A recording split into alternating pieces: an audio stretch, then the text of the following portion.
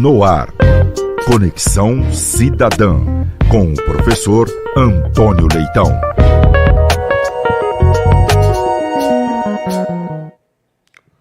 Boa tarde, boa noite, bom dia a todos e a todas. E rapidamente um comentário aqui.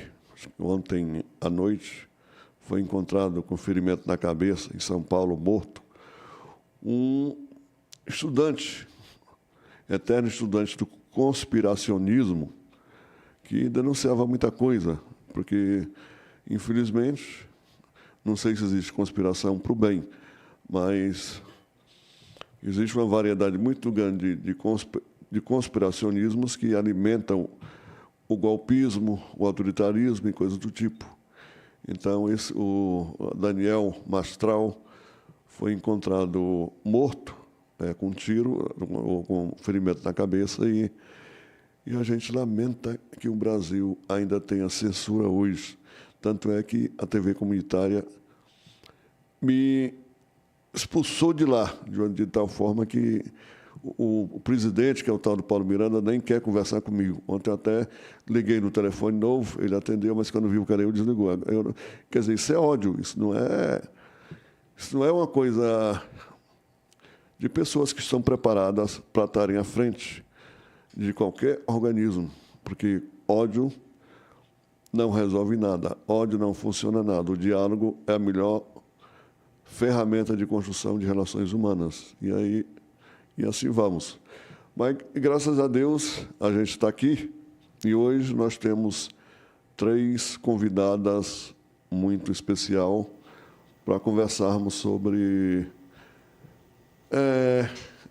Fala-se muito em igualdade racial, mas eu costumo trabalhar, digamos, na medida que houver correções, vamos dizer, de injustiças sociais, a gente traz a equanimidade, a gente traz oportunidades com boas condições para que todos possam, claro, aqueles que têm boa vontade, possam galgar algum espaço, produzir algum trabalho e aquela coisa, de mãos dadas, agregando, somando para construir uma vida melhor para todo mundo.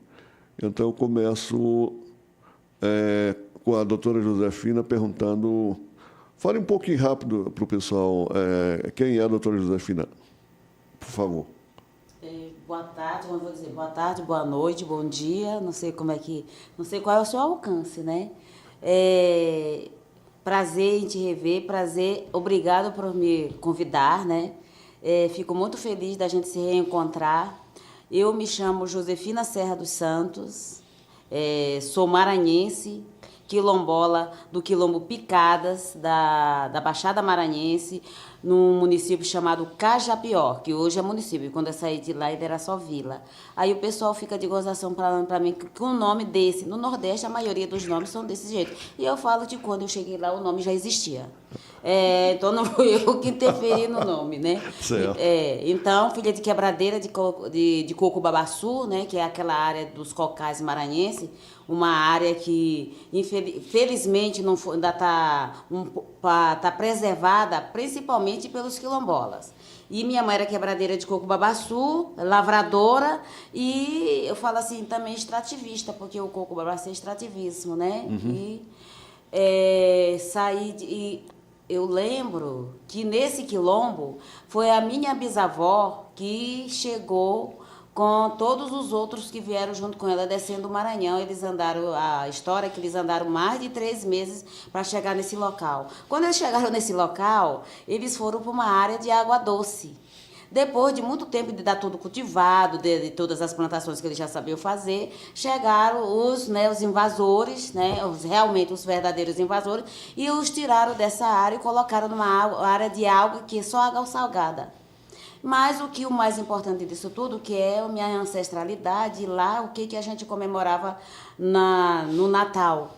A gente não comemorava igual comemorava na cidade, a gente comemorava o Natal com a festa de São Benedito, onde até hoje tem, que é o tambor de crioula, e foi a minha avó que levou para essa área. Né? E era geralmente no dia 23 para o dia 24, que é dado até hoje comida para todo mundo. Então eu me criei junto com o tambor de crioula e o Bumba Meu Boi. E depois de um tempo, eu sempre gostei de estudar, porque é uma coisa que eu sempre fui apaixonada por livros. Sim. Então, mesmo vendo só aqueles livros de escola e aquelas revistas velhas que o pessoal trazia, não sei quantos anos que levava para o interior, né? Então, aí um dia perturbei tanto minha mãe, que minha mãe me mandou para a cidade, que eu queria trabalhar e estudar, e isso eu já estava entrando nos 6 anos. Passei 2 anos, não dá para entrar nesses detalhes, né? Passei uns 6 anos com um parente, e não estudei. Passei uns 2 anos. Depois a minha tia do Rio de Janeiro mandou me buscar, fui para o Rio, passei mais 2 anos sem estudar, porque depois eu também entendi, porque minha tia trabalhava também em casa de família e não recebia. Então não tinha como eu estudar, e a gente morava muito longe do centro, e ela também não recebia. Depois que eu fui perceber que a minha tia também não recebia, nunca recebeu, a minha tia Antônia morreu como escravizada lá no Rio de Janeiro, né? E tudo isso eu lembro. Por isso que se eu for escrever, tá, professor Isete? O meu livro é muita coisa, né? Que eu já estou fulando. Aí o que aconteceu? Um belo dia, eu já estava com quase uns 10 anos por aí, eu falei para minha tia que se ela não arrumasse um lugar para trabalhar e estudar, eu queria ir embora. Ela só vinha em casa final de semana. Eu ficava com a filha dela. Eu estava com 10, quando eu comecei lá tomando conta da filha dela, estava com 7, e a filha dela estava com 5, né? Eu já estava com 10. Aí ela arranjou esse pessoal para eu trabalhar lá no Rio de Janeiro. E também fiquei quase um ano sem estudar, a outra pessoa que arrumou colégio para eu estudar. E depois eles resolveram não, o governo... Eu não sei como é que é. A transição de Rio para Brasília. Da administração pública do Rio de Janeiro, que era lá para Brasília. E eu falei, eu era criança, aí eu perguntei para minha tia se eu podia vir, eles me convidaram, mesmo assim eles me convidaram, e eu falei que não, e aí minha tia também falou que eu não vinha. Só que quando eles me mostraram a minha inscrição, que eles me matricularam na escola 103 Sul, eu não pensei 2 vezes. Se a senhora deixar mesmo assim, eu vou. Né? Porque eu já estava com minha inscrição, eu nem sabia se era certo ou não, só que eu disse que eu vinha. Aí vim para Brasília com eles, a gente foi morar na 402 Sul, estava começando, só tinha um prédio na 402 Sul, onde a maioria foi morar, depois o resto vinha, porque foi um órgão público que foi transferido de lá para cá, eles trabalhavam lá. E eu fui estudando, só que quando ela chegou aqui, com quem eu fui trabalhar, eles falaram que não iam me pagar. Se me pagasse... E eu criança, eu não ia estudar. E o que eu disse? Eu prefiro estudar e não receber. Né? Então, aí tudo bem, ficou assim durante 16 anos eu não recebia. Aí só que depois de 6 anos que eu voltei lá no Maranhão, minha mãe já estava com quase 18 anos, minha mãe e meu pai tinham morrido, eu nem sabia. Depois de 2 meses que eu fui saber que meu pai tinha morrido, que eles me falaram só depois de 2 anos. E eu só fui porque eu concorri num concurso do Distrito Federal, de todas as escolas do Distrito Federal, e eu ganhei o concurso. Lógico que teve uma professora que eu lembro direitinho, era a professora Norma. Que a gente, nas escolas, a gente sempre tem um professor que gosta muito de você, e os outros não, mas tudo bem, né? Então... Mas você vai passando porque você precisa, você aguenta muita coisa porque você precisa, até dos seus colegas. Depois que eu fui saber que na 103 Sul só estudava filho de gente rica, que eram os deputados e senadores, por isso que depois que eu fui entender, que elas nunca me convidavam para ir na casa delas, e eu trabalhava perto, era só atravessar o eixo para cá e ir de 103 Sul. Eu nunca entendia que eu nunca ia na casa delas, nunca me convidavam, e também eu não podia convidar elas para ir lá na casa que eu trabalhava, então eles não deixavam levar ninguém. Mas tudo bem, depois passou. Mudamos para outro lugar, e eu já estava terminando. Aí eu conseguia passar consegui fazer, que era para falar sobre a história do Brasil, do Banco do Brasil, na vinda de Dom João VI. E eu consegui fazer, eu fui sabatinada na escola normal por 10 professores, para eu poder conseguir passar. E era, por quê? Porque era uma passagem de ônibus, e como se hoje fosse R$1.000. E eu estava feliz que eu ia levar isso para minha mãe. Cheguei lá, meu pai já tinha morrido. Aí eu também voltei com outra cabeça, né? Minha mãe estava sozinha com as crianças. Eu voltei com outra cabeça, e aí eu fui aguentando porque eu precisava, né? Aí também, desculpa a expressão, me emputeci. Falei para a minha patroa do que estava acontecendo, a minha mãe, ela disse que não ia me pagar. Aí saí de lá, fui trabalhar lá na frente da casa dela. Foi aí que eu entrei.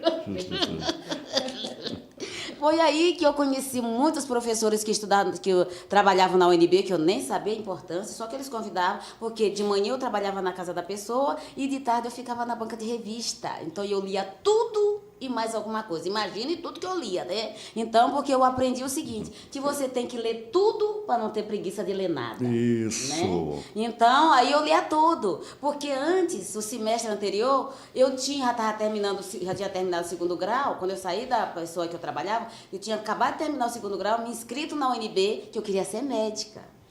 Nossa, meu sonho era entrar na UNB. Só que aí eu fui fazer...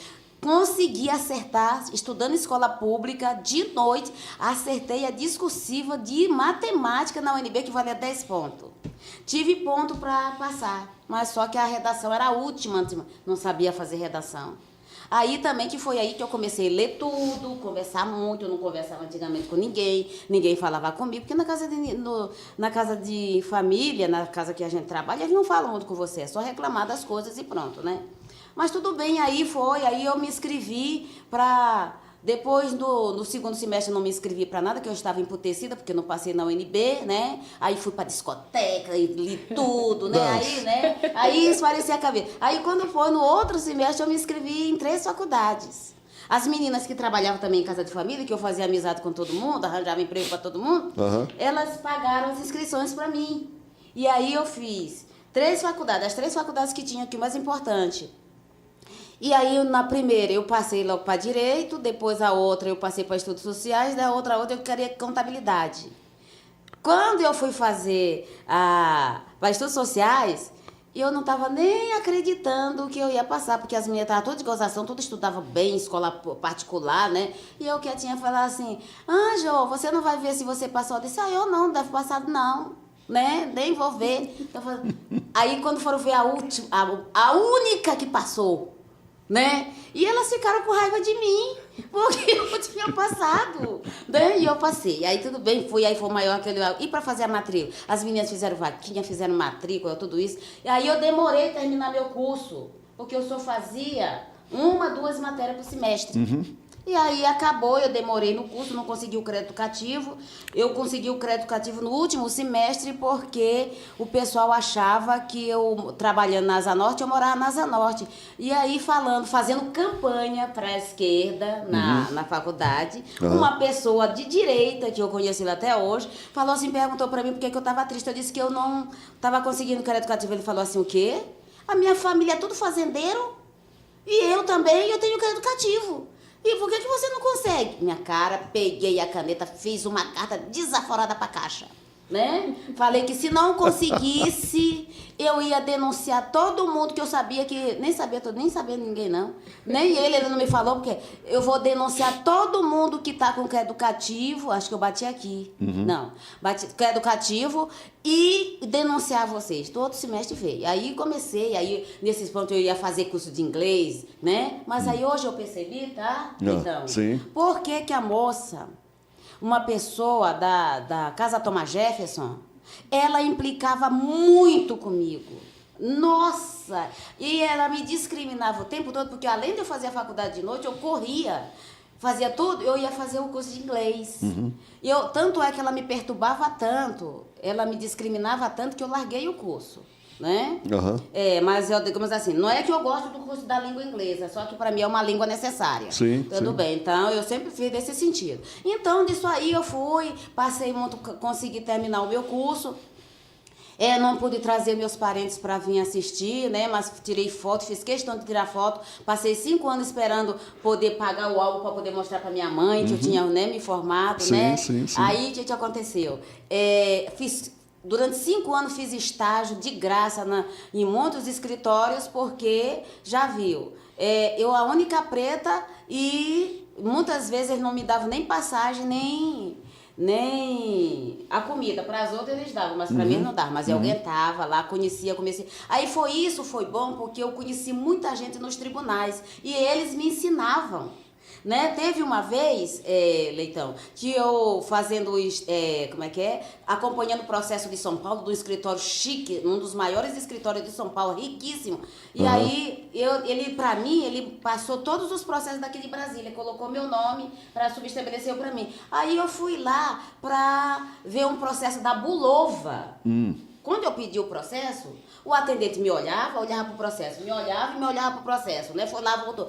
Eu disse, quer dizer que você não quer ver que eu vejo o processo só porque é a Bulova? Você sabe o que é a Bulova, né? Bulova é aquela marca de relógio suíço, né? Uma das mais importantes, acho que o mais importante é que é a Tissot. Na época, né? Aí tudo bem. Com isso, depois um dia eu me chateei lá com ele e montei meu escritório. Daí que eu chamei a minha colega e a gente foi, e hoje eu me tornei advogada popular, né? E sempre me envolvi com o movimento de mulheres, movimento negro, movimentos sociais, movimentos sindicais. Estava sempre lá. Eu ia em muitas coisas, mas era para ouvir as pessoas falarem, para eu aprender. Eu ia, corria, fazia o estar correndo, fazia tudo que eu tinha que fazer e ia assistir a audiência de judô. Assim, lá entrava. Quantas vezes eu fui discriminada que eles me perguntavam assim, se eu era a parte ou o que eu era? Eu disse, eu sou advogada.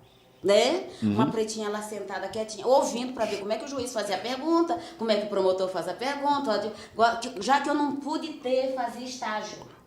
Então eu fazia isso. E eu aprendi muito, conheci muita gente.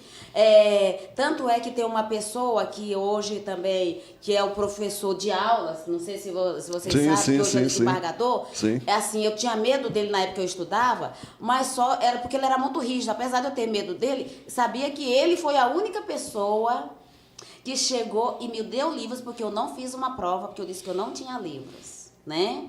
Mas ele me observava, que eu chegava cansada, tão cansada, correndo, porque eu ia da 206 Norte para 704 Sul andando.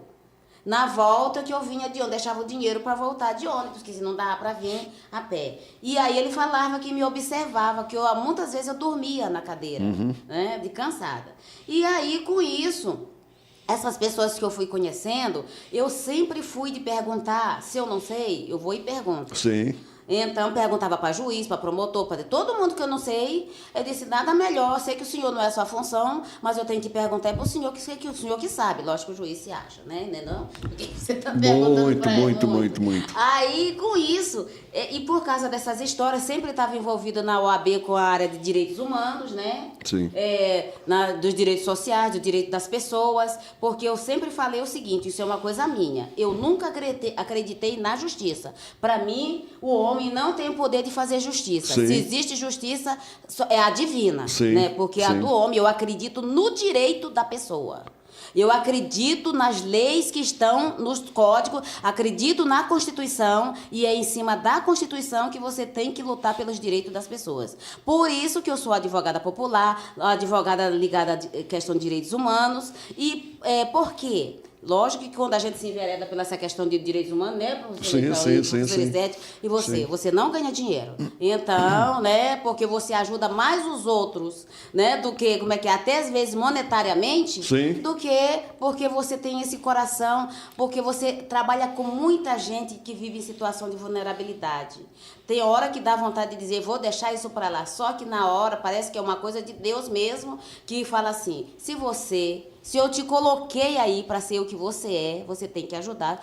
A sua profissão também tem essa função, né? Então, depois disso, fui ser secretária. Fui a primeira secretária de Igualdade Racial, que você sabe. Sim. Fui uma das primeiras presidentes da Comissão de Igualdade Racial da UAB, né, que revolucionei. E também a primeira diretora de Igualdade Racial da OAB-DF, né?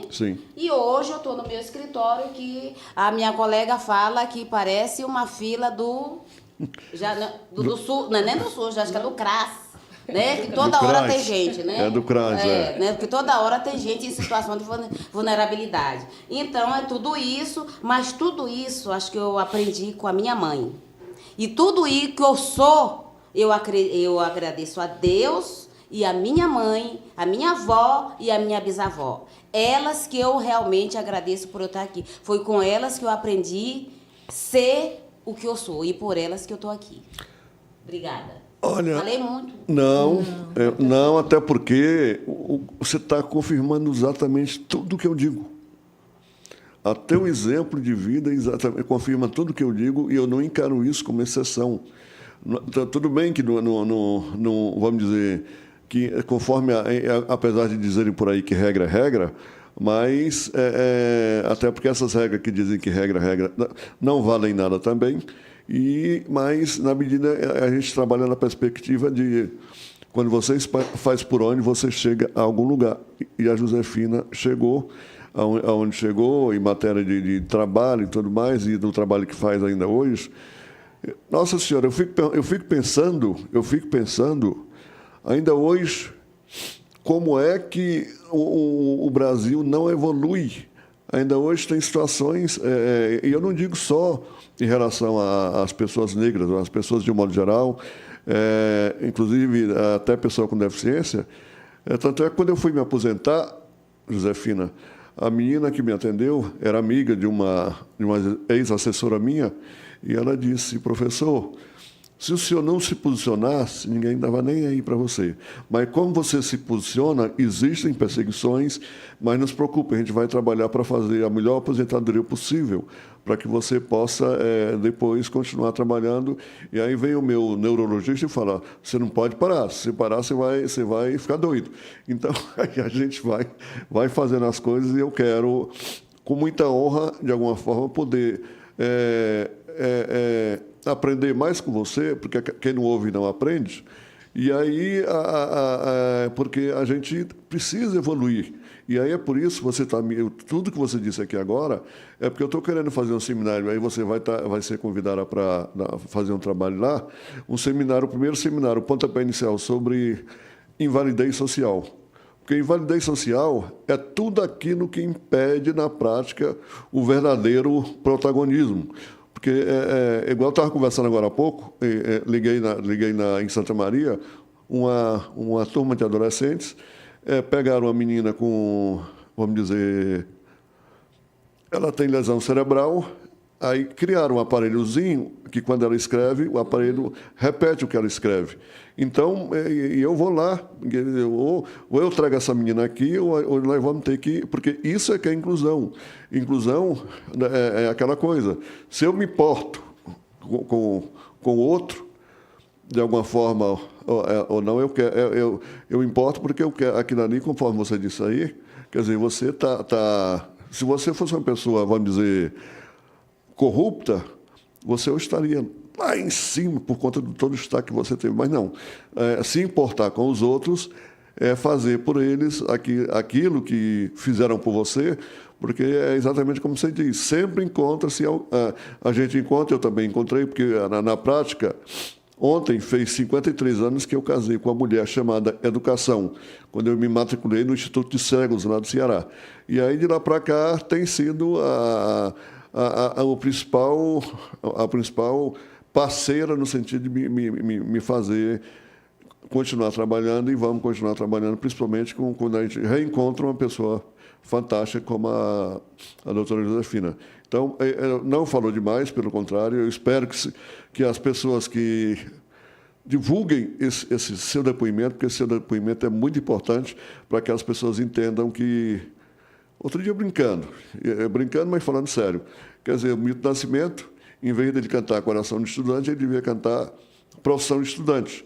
E aí eu vejo que eu não estou errado, porque eu acho que as pessoas, quando querem, elas pelo menos vão subindo de degrau em degrau, conforme você fez, e vai encontrando pessoas que ajudam também. Então, parabéns mesmo, tá? Doutora Josefina, realmente. E o Maranhão, que a gente sabe muito bem da tradição,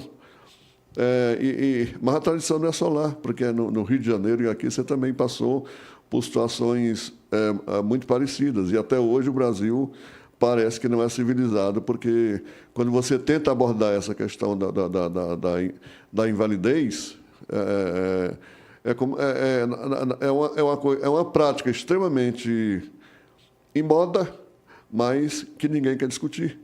Então, parabéns mesmo, você deu o melhor depoimento que eu tive em toda a minha vida, foi esse que você deu hoje. Depois é porque Eu imagino. Não, mas nós vamos. A gente vai trabalhar em outras oportunidades também. É como eu te falei, eu quero o seu contato porque eu quero aproveitar a minha fase de aposentado, vagabundo, como diriam por aí, ou dizem por aí, e continuar colaborando, perturbando o povo, e agora com uma parceria muito interessante, que é a Josefina dos Santos. Porque eu tenho um instituto, depois o professor Izete vai falar depois o porquê. Vai, né, professor Izete? Legal. Mas, professora Izete, um pouquinho da sua história, por favor. Mas pode ficar à vontade, se tiver tanta coisa para contar quanto a... Só uma pergunta, tá? Então, aqui no podcast Conexão Cidadã, não aparece a gente? Aparece. Aqui não está aparecendo, não. Não? Não. Agora tá. Agora que tá. Ah! Ó, saiu novamente. É porque tá gravando, não? Não sei. Mas depois aparece. Como é que é? Que o rapaz está colocando o nome. Então, a professora Izete. Boa tarde, doutora Jô Leitão, boa tarde. Doutora? Francis. Doutora Francis, boa tarde para quem está nos ouvindo aí por esse Brasil afora e fora do Brasil também, né? Isso.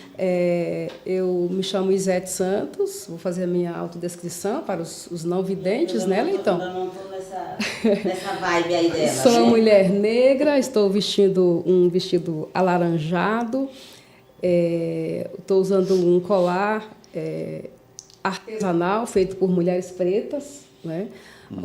Brincos dourados, meu cabelo tem uma tiara trançada e o restante está solto, e estou usando óculos.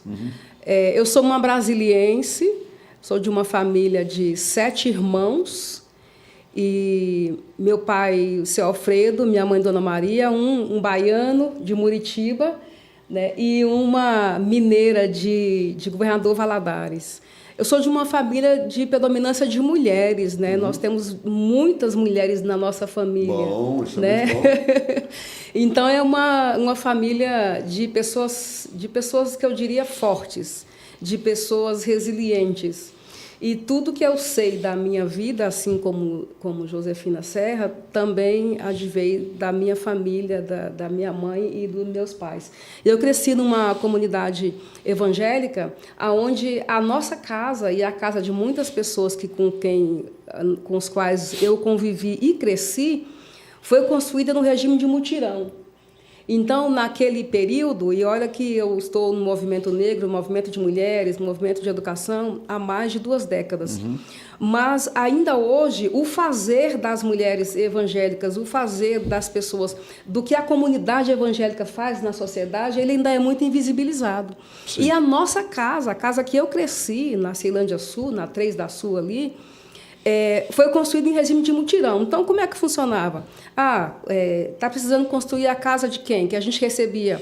Os meus pais moraram na Vila IAPI, no Núcleo Bandeirante, e depois foram transferidos para a Ceilândia, né? Assim, compulsoriamente, na verdade. Sim, sim. E aí, quando recebia o lote, as famílias construíam um barraco nos fundos, né, do quintal, e deixava aquela parte da frente lá preparada para construir uma casa de alvenaria.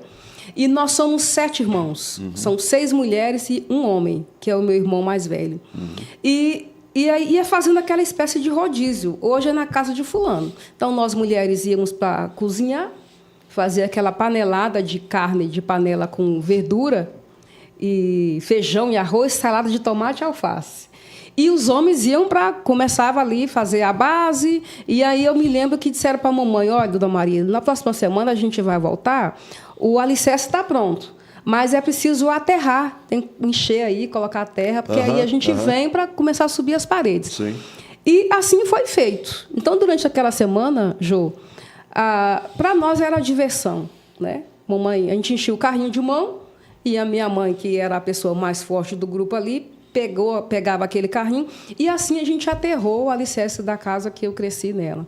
Até que fazia umas paredes, aí na próxima semana batia a laje, depois na outra semana vinha amassar a parede, até falar, seu Alfredo, a casa do senhor está pronta, o senhor pode decorar como o senhor quiser. Então, eu cresci numa comunidade assim, onde as mulheres, uma ajudava a outra a fazer o enxoval da criança, levava a cesta básica, ouvia aquela outra mulher, né, que estava, de repente, passando uma dificuldade com os filhos. Né?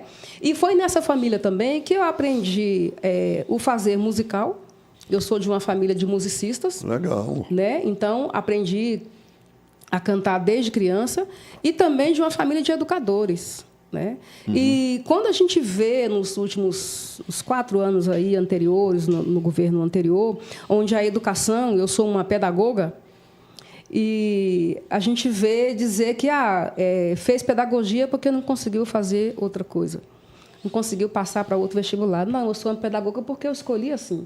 Né? E é um dos cursos mais interessantes que a gente conhece. E eu me considero uma cientista da educação, que a pedagogia é a ciência que estuda a educação. Então, tudo que tem a ver com a educação me interessa. Né? E a educação, no início do Brasil, aí, logo depois do que a gente chama de falsa abolição, porque em 1988, quando o governo, né, e eu sempre digo, a princesa Isabel, ela assinou a Lei Áurea porque era a obrigação dela, era ela que estava lá, mas poderia ter sido qualquer pessoa. Mas aquela foi uma falsa abolição.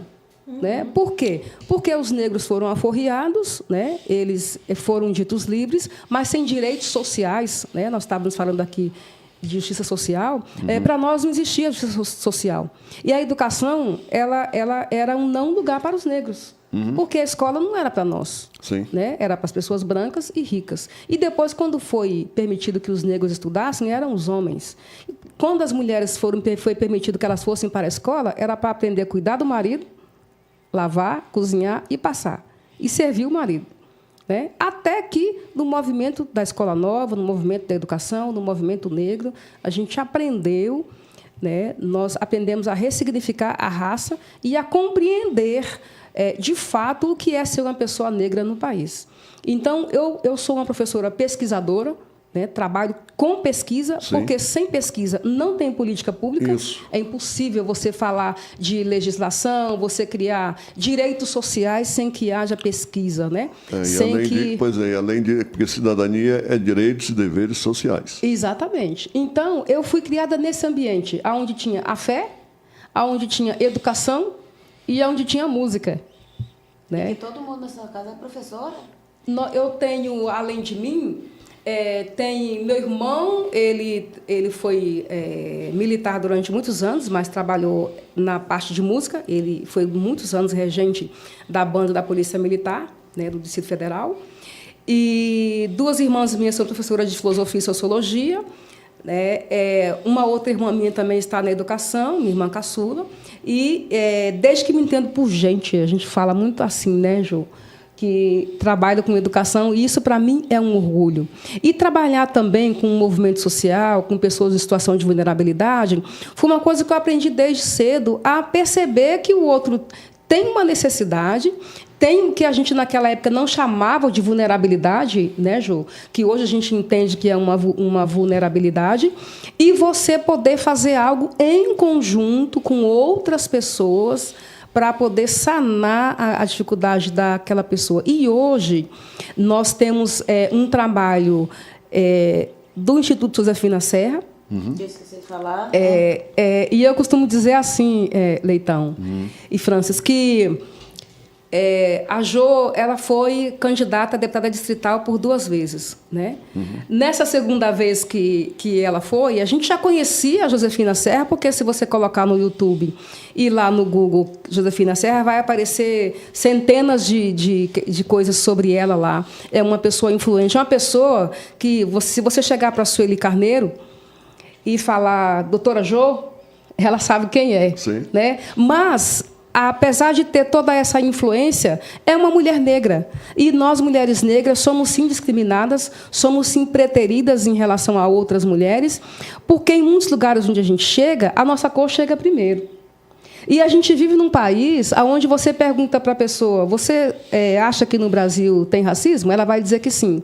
E se você perguntar para ela, você é racista? Ela vai dizer que não. Então, quem é racista? Sendo que as crianças negras, elas levam mais tempo para terminar o ensino fundamental e o médio, muitas desistem, né, no ensino médio. A pandemia reforçou isso, porque muitos estudantes, como não tinham como acompanhar aqui no DF, nós tivemos aulas, né, teleaulas, tivemos aulas, né, através de várias plataformas online. Mas a criança não tinha, adolescente, não tinha como acompanhar aquilo ali, primeiro porque, muitas vezes, na residência só tinha um celular. E outro tinha mais de um, mas não tinha internet. Então, muitos estudantes atrasaram a sua vida educacional porque eles precisaram trabalhar. E, além né? disso, professora, é igual hoje. Hoje nós somos escravos do WhatsApp, e eu, em protesto, resolvi não usar. As pessoas, de acordo com a vivência que têm, elas sentem dificuldade de utilizar a acessibilidade, mas quando eu estou falando é condição mesmo. Por exemplo, dependendo da visão, dependendo do nível de estudo, e por aí afora vai, então provavelmente estão, de forma obcecada, obrigando as pessoas a se tornarem digitalistas, às vezes até compulsivos, se não entrar. Então, isso arrebenta o Brasil, porque o Brasil é um país realmente com muitas injustiças sociais, onde as pessoas acabam não tendo a mesma condição disso ou daquilo, e na medida que existem essas ditaduras, porque aqui tem muita ditadura, vamos dizer, em vários sentidos, isso acaba invalidando aquele indivíduo, a atuação daquele indivíduo, que poderia muitas vezes ir muito mais longe, ou subir muito mais, acaba não acontecendo. E nós ainda temos aqui no interior do Brasil, na região ali do Amazônica, em outras regiões mais digamos assim, empobrecidas em certo sentido, ou outras que estão em regiões onde o estudante, para ele ter aula, um professor levanta de madrugada às 3 da manhã, pega uma canoa, passa num rio ali, no breu, para chegar até a escola, e estudantes que vão a pé, passando no meio da água, da floresta, das águas e tal, para chegar à escola. Assim como nós temos estados, como, por exemplo, o Amapá, nós temos muitas regiões do Amapá, onde nós temos, recentemente, inclusive, a minha operadora de telefonia disse para mim: Dona Izete, a senhora quer aumentar a sua internet dos 400 megas por 600? Eu ri, sabe? Porque a gente paga 600, mas tem 100, 200 e olha lá. Tem estados aí que a gente fala, 600 megas, deveria voar a internet. Não voa, e quando chega de noite ela ainda fica oscilando.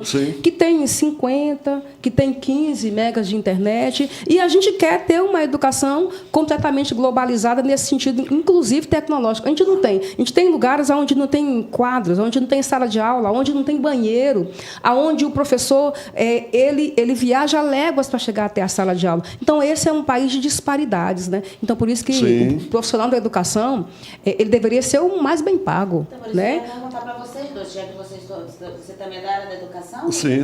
Então, eu ia perguntar para vocês, quando você falou que o pedagogo e o professor, ele não falou assim, quase que colocou como segundo lugar. Só que a gente tem que começar a fazer o seguinte, que professor tem que vir em primeiro lugar, porque eu sou só advogada e ela é só médica por causa do professor. Então, eu sempre falei, ia muito, Leitão, nos sindicatos dos professores, nas reuniões, tentava falar no telefone, que enquanto a gente não foi feito uma campanha, justamente através do sindicato dos professores, quando eles forem requerer a defasagem dos seus salários, até para eles poderem trabalhar bem, eles não colocarem só a defasagem do salário. Eles têm que colocar que a preocupação... Lógico que também não é isso, né? Que a preocupação deles é com os alunos e com as mães dos alunos. Porque quem tinha que fazer qualquer reivindicação, o professor não teria que fazer greve. Quem tinha que fazer isso somos nós. Né? O meu filho não tá, a escola tá ruim, o professor não tá dando professor, como é que o professor tá ganhando pouco? Vamos lá fazer greve lá na prova, né? Pra ser diferente, porque o professor é o mais importante, mas aí o que o Estado faz, vocês que estão mais acostumados? Ele sucateia as escolas para e como é que é? Menospreza o professor, é menosprezo, é desrespeito. Nós ainda temos hoje, Jô, tentando ser implantado no Brasil de forma... Isso nas escolas públicas, porque nas particulares esse sistema não vai chegar, que é a militarização das escolas. Aonde é que estão instalando escolas militares? Né? Nas periferias. Porque nas regiões, né, mais abastadas, as famílias, né, nem diria os pais, porque quem acompanha as crianças na escola são as mães, as tias, as avós, as irmãs mais velhas, né, de implantar a militarização da escola. E eu já estive visitando como pesquisadora, inclusive, o sistema socioeducativo, e quando você chega lá, qual que é a visão?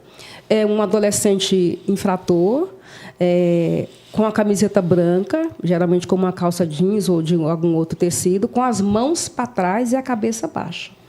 Então, esse é um sistema que tem sido implantado, além do sucateamento da educação, com baixos salários, com falta de material, não tem internet. Nós temos escolas aqui no DF, por exemplo, que esse ano faltou alimentação. Sim. Tinha alimentação, Leitão, com larvas. Sim. Nós estamos chegando no mês de setembro. Tem escolas que até hoje não distribuiu uniforme escolar para a criança. Então, você imagina o que é uma criança que é sustentada pela mãe, que é chefe de família, que tem, às vezes, 3, 4, 5 até filhos, todos em idade escolar, que não conseguem estudar todos no meu período, e mesmo se quisesse não daria, porque eles dividem o uniforme. Eles dividem o mesmo uniforme, dividem a mesma sandália. Né? E nós temos escolas que, aqui no DF, que ainda não foi distribuído o material. Que a alimentação, segundo as denúncias recentes que a gente teve, era só peixe e arroz. Né? Então, estamos fazendo licitação. Não, isso aí não é uma coisa que é para esperar, porque para muitas crianças, a alimentação escolar é a principal refeição do dia. E nós temos escolas... se ele ficasse o dia inteiro na escola, ele teria mais de uma refeição. Mas não até porque, desculpa, só mais uma coisa aqui. Sim. É uma coisa maligna no Brasil, chamada terceirização, que, em vez de ser transferência de responsabilidades, é isenção de responsabilidade por aqueles maiores. Então, isso é grave, tem que ser combatido, e eu estou à disposição para trabalhar em cima disso, baseado em tudo que vocês têm para informar. Eu quero, inclusive, fazer uma associação desse podcast, de repente, Josefina, depois a gente vai conversar, com o teu instituto, porque a gente pode fazer um trabalho interessante. E aí é isso que a gente fez, né, Jô? Quando a gente criou o instituto, o professor fala muito, não tem jeito. E a gente tem sempre muita coisa para falar, né? Porque a gente tem que estar ligado em muita coisa, né, Jô? O que vocês acham? Que, para mim, como a professora Isete falou, da questão das escolas militarizadas, que eles colocam nas periferias, nas regiões de sensíveis, e na estrutural, eu acho que 80% das mulheres são mulheres sozinhas, que criam seus filhos sozinhas e têm que trabalhar. E no Sol Nascente, que é a maior favela da América Latina, aqui no Distrito Federal, então eles colocam justamente nesses lugares, porque as mulheres têm que trabalhar. E o que é que elas fizeram, que eles falaram que fizeram uma busca pública para saber se concordava ou não? Consulta pública. Consulta pública. Porque essas mulheres que precisam trabalhar e ter esses filhos, o que eles fizeram? Aceitaram, porque os filhos delas iam ficar o dia inteiro nessas escolas. Só que elas não sabem o que realmente está por trás disso. É realmente... militarizar essas crianças, porque as crianças não podem chegar com o cabelo não sei o quê, como é que as meninas não podem usar o cabelo torto, solto, as meninas negras não podem usar, tem de cortar o cabelo, né? Então, eu não sei, então por isso que essas mulheres aceitaram, e por isso que começaram a dar os problemas, né? Que as meninas negras, os meninos em situação mais de vulnerabilidade ali que vem de Santa Luzia, estão sofrendo todo tipo de ataque possível. Ô, Jô, interessante que um militar, ele pode vir para a escola e agir como se fosse alguém da educação. Mas eu, como uma pessoa da educação, não posso agir como militar. Até porque eu queria ganhar o salário deles, né? Porque eles ganham melhor do que nós. Inclusive, além de ganhar melhor... Não pode. Inclusive, além de ganhar melhor, ganham até auxílio aluguel. Exatamente. Eu não posso. Porque se fosse assim, eu gostaria, né? Hoje eu vou me vestir de policial militar, vou botar uma arma na cintura, que é para ficar poderosa, né? Quero um cacetete e vou agir como policial militar. E não posso. Mas a gente pode ter militares dentro da escola agindo, dizendo que é para disciplinar. Isso não é verdade. Então, o Instituto ele foi criado com o objetivo de nós institucionalizarmos um trabalho que a Josefina Seca vem fazendo há mais de 20 anos, mas que era um trabalho que ela fazia muito só. Hoje nós temos um instituto, vai fazer 3 anos já de atividades, 2 anos institucionalizado, legalizado, né, como pessoa jurídica, e que nós temos trabalhado, entre outras coisas, questões voltadas para a igualdade racial, defesa de direitos, a pessoas com deficiência, pessoas trans, indígenas, idosos, né? Então, nós temos possibilidade possibilidade de trabalharmos com diversas questões. E a parceria, para nós, é uma das coisas importantes, porque nós pensamos sempre, gostamos muito desse provérbio africano que diz que sozinho você vai mais longe, mas em grupo você vai mais rápido. Né? Eu diria o seguinte, desculpa, existe uma expressão que a gente usa muito, que é o entrelaçamento interdependente, e que ninguém faz nada sozinho, e que na medida em que você junta pessoas, você agrega, soma e constrói. É verdade, é verdade. Vamos ouvir a Francis, né, Jô? Senão a gente fica aqui falando, né? E é muito bom quando a gente consegue encontrar outras mulheres, mulheres negras, e a gente pode contar para outras pessoas que a gente, né, tem um lugar na sociedade como qualquer outra pessoa, né? Apesar de que a gente tem que estar o tempo todo lutando pelos nossos próprios direitos. Depois de tudo que eu vi aqui com vocês, eu não tenho nem, assim... Mas, rapidamente... palavras, posso... porque, rapidamente, a questão é o seguinte. Precisamos todos aprender a transformar barreiras em pontes. Aí as coisas vão melhorar, porque haverá relação e mão dada de tudo quanto é lado. É verdade, é verdade. Mas, a doutora Francis, quem é a doutora Francis? Boa tarde. Eu me sinto honrada pelo convite do professor aqui, Antônio Leitão, e também honrada por estar do lado dessas duas mulheres aqui ilustres. Meu nome é Francis, eu sou... Sobrenome. Francis de Oliveira Alves. Só uma parte. Sabe por que eu aprendi, professor? Eu aprendi isso com a professora Val. Que ela falou o seguinte, que a gente tem que falar seu nome e sobrenome, porque senão as pessoas dão apelidos para você. Isso. Né? Eu disse assim, sabe que eu não tinha pensado nisso? Você tem, como você, a gente tem que falar, quando chegar, falar o nome e sobrenome, porque senão as pessoas dão apelidos para você. Eu sou uma mulher preta, nascida na cidade de Salvador. Vim de um casal, meu pai era do interior da Bahia, de Entre Rios, Alagoinhas, e minha mãe vinha de São Gonçalo dos Campos, também interior da Bahia, se conheceram em Salvador. Vem de uma família de 6 filhos, eu sou a 4ª. Fui criada... Estudei em colégio público toda a minha fase da primário. Depois eu fui 2º grau na Escola Técnica Federal da Bahia. Estudei medicina na Faculdade Federal da Bahia, na UFBA, Universidade Federal da Bahia, Faculdade de Medicina. Certo. E aí depois eu fui fazer residência em clínica médica no Hospital de Base. Depois eu fui para São Paulo, em Ribeirão Preto eu comecei a fazer hemato, larguei hemato, fui para Campinas, onde eu fiz oncologia clínica. Depois eu fui morar na cidade de São Paulo. No decorrer da minha vida, sempre escutei da minha mãe que a sua função é estudar, você é estudante, sua função é estudar. Então, eu agarrei com minha profissão e me casei com a medicina, né?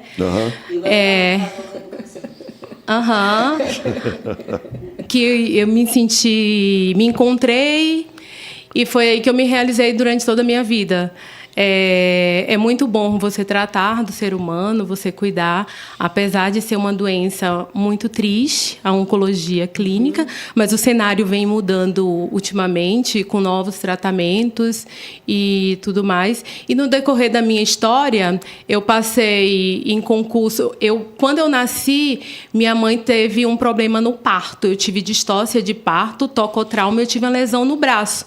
E a minha infância toda, eu sempre ouvi meu pai e minha mãe, então tem que cuidar do braço, tem que ter cuidado do braço, usava um aparelho no meu braço, fazia fisioterapia minha vida toda, tomava um choquezinho, e para mim era normal. Eu fiz faculdade de medicina, concurso, não tinha naquela época vaga para deficiente físico, não tinha vaga para cotista também, não tinha nada disso. Fiz internato, emergência, urgência, sempre como uma pessoa normal. Depois que eu terminei a oncologia, eu prestei alguns concursos e eu fui indeferida porque só tinha vaga para pessoa normal, não tinha vaga para PCD. Então, no exame médico, me botaram como indeferida. Então, eu fui colocado para fora, não assumi esses concursos porque eu era PCD. No exame médico, pediram para eu levantar o braço e tudo, inclusive 2 deles nas Forças Armadas. Quando o colega me encaminhou para o neuro e tudo, levante o braço, aperte minha mão, vai fazer tal exame. Nas Forças Armadas, a gente não tem espaço para pessoa com deficiência. Até hoje? Eu não sei hoje, mas na minha época Hoje lá... deve ser diferente, né? Não, porque inclusive na polícia, para entrar tem que entrar na justiça, daquela coisa toda. Mas eu acho que depois para a polícia eles mudaram, porque tem alguns que têm vagas para negros e para pessoa com deficiência. E aí a gente faz o exame. Em 1989, eu entrei na Secretaria de Educação, feito doido, desculpa a expressão, porque queriam que eu trabalhasse no Centro de Ensino Especial de Deficientes Visuais. Eu digo, não. Como eu trabalhei no compacto com adolescentes durante 2 anos, eu vou trabalhar na rede pública também do mesmo jeito que eu trabalhava no compacto. E aí, nessa brincadeira toda, com 2, 3 anos de aula, me tiraram e me transformaram em assessor disso, daquilo. Inclusive, era um diretor doido na época, hoje eu gosto muito dele, mas foi uma invalidez que de alguma forma me ajudou a chegar aonde eu estou. Mas eu passei na época, não tinha cotas não, e desafiei o sistema, e aí como eles viram que a coisa poderia se complicar, aí eu trabalhei eu sou professor de português, trabalhei com inglês. E aí depois, vem para cá trabalhar com a gente. Aí eu fui, aí depois é que eu fui entender o que é que o diretor queria, porque ele gostava muito de mim e também precisava, vamos dizer, de alguma assessoria política. E aí fui andando, mas infelizmente, há pouco tempo eu tirei a nova identidade e a menina que passou na Polícia Civil, que me ajudou a tirar a identidade, ela entrou pela Justiça. Mas tudo bem, desculpa, continue. Então, por inexperiência naquela época e tudo aí que caiu a ficha, eu liguei para minha mãe e disse, mãe, eu sou deficiente físico. Não me aceitaram aqui. E aí você começa a pensar, a repensar e tudo. Aí eu fui trabalhar em serviço na iniciativa privada lá em São Paulo. Trabalhei em hospitais tipo A, sempre fui assistente de vários médicos renomados, muito bons, por sinal, que me ensinaram bastante. Tenho excelentes professores lá. E aí, eu sempre que eu ouvia era... baiano falsificado... Já vi de tudo, mas baiano falsificado você é o primeiro. Porque baiano é preguiçoso, né? Você gosta muito de trabalhar. Aqui não tem rede, aqui não tem acarajé, aqui não tem praia. Será que você vai conseguir ficar por aqui? Folclore, eu lembro que quando eu passei na USP de Ribeirão, meu primeiro plantão era no 10º andar, e aí eles davam um tiquezinho que era para um bip, que era para alarmar na hora do plantão. Chegou um determinado horário da madrugada, esse bip alarmou, e eu saí correndo desesperada para ver onde era a parada. Quando chega lá, tá todo mundo rindo da minha cara. Não teve parada, não era parada. Aí chegou de manhã cedo, quando realmente teve a parada, eu não fui porque eu pensei que estivessem zoando com a minha cara. E aí... Era parada e eu recebi uma advertência. E aí eu acabei, com o tempo, disse assim, eu não gosto de hemato, não gosto e tal. E acabei abandonando, e aí eu fui para a oncologia clínica, onde eu me encontrei. Mas eu gostava muito da hematologia, porque eu gostava muito de tratar a parte da onquimato, e lá era o melhor local que tinha TMO. E aí o meu sonho era fazer TMO, e fui repensando por imaturidade de novo, abandonei um dos. Depois eu fui para a oncologia, vim para Brasília, fiz o concurso da SES e vim trabalhar na iniciativa privada. Mas no decorrer de toda essa vida, quando você entra no hospital, uma coisa que incomoda muito é que você sempre tem que apresentar sua carteirinha de médico. Mas eu estou entrando do lado de um colega, eu estou com o jaleco, e me identificando, o colega está com o jaleco. Teve um dia que não pediram dele. Eu disse, você não vai pedir o dele, vai pedir a minha? Eu estou aqui todo dia? Ou você está na enfermaria e fica, ei, você pode trazer o lençol? Eu disse assim, não, eu só estou aqui para ver meu coisa. Você pode trazer o remédio para o meu paciente? Não pergunta o seu nome, ou quando você chama, eu atendi muito tempo no base. Quando eu chamava, eles diziam assim, você que vai ser a médica? Eu pensei que a médica seria uma outra pessoa. Aí vai cair na ficha, né? As pessoas não estão acostumadas. Quantos médicos negros você conhece? Principalmente, quantos oncologistas negros você conhece no Brasil? Entendeu? Então, é muito difícil. A pessoa já está ali, já está com câncer, ela ainda vai questionar. Será que você é a médica mesmo? E já chega armada para atender com você. Eu já tive um colega que me falou... Primeiro, né? Exato, a cor chega sempre primeiro. Inclusive, eu já tive um colega que falou, você é uma médica insuficiente? Eu virei para ele, vem cá, você acha que eu sou insuficiente porque eu sou a única médica negra do serviço? Ou porque eu sou a única médica PCD? Aí ele, você não sabe que racismo é crime? Discriminação contra pessoa com deficiência também? Mas a empregada lá de casa é negra. Sim, e racismo estrutural você não conhece? Porque, assim, você pode aceitar a empregada negra na sua casa para estar te servindo. Mas quando você vê uma pessoa que estuda e está pau a pau com você, aí você não aceita. Então, isso é racismo estrutural. Eu digo que eu não sou racista, mas por quê? Porque eu aceito o negro sendo meu motorista, sendo minha babá, sendo meu empregado e tudo. Mas sendo meu médico, eu não quero. Exatamente. Entendeu? É por isso que quando a gente fala em equidade racial, a gente está falando, a gente precisa contar a primeira verdadeira história, porque esse apagamento que você, enquanto médica, né, sofre, sempre vai sofrer, eu, né, como uma pessoa negra, ele se deve ao fato de que quando os negros foram escravizados e foram e passaram pela diáspora negra, que foram espalhados para as Américas de maneiras, né, sequestrada, né, compulsória e tal, os nossos saberes eles foram apagados. Então, até hoje, se você for pegar os livros, né, de história, né, na rede pública ou na rede privada, você ainda vai ver o negro em posição escravizada, carregando latrina dos patrões, embalando o filho da senhora lá, servindo, abanando, né, o patrão, né, o senhor, porque na verdade os negros eram propriedades, né, daquelas pessoas. Então você ainda tem essa visão, né, os nossos saberes, a nossa cultura, quem nós somos, a riqueza, tudo isso foi invisibilizado naquele processo de escravização. Então, não dá para você falar de equidade racial sem você colocar em prática duas legislações. A 10.639, que veio primeiro, que é de 2003, que obriga que as escolas ensinem a história e cultura africana e afro-brasileira, e a 11.645, que é de 2008, que acrescentou a história e cultura indígena. Então, além da história e cultura negra, tem a história e cultura indígena. Porque se você não coloca... vamos fazer... A minha escola trabalha. Como? Fazendo evento lá no 20 de novembro. Quer dizer que o restante do ano, já que os negros estão, né, Leitão?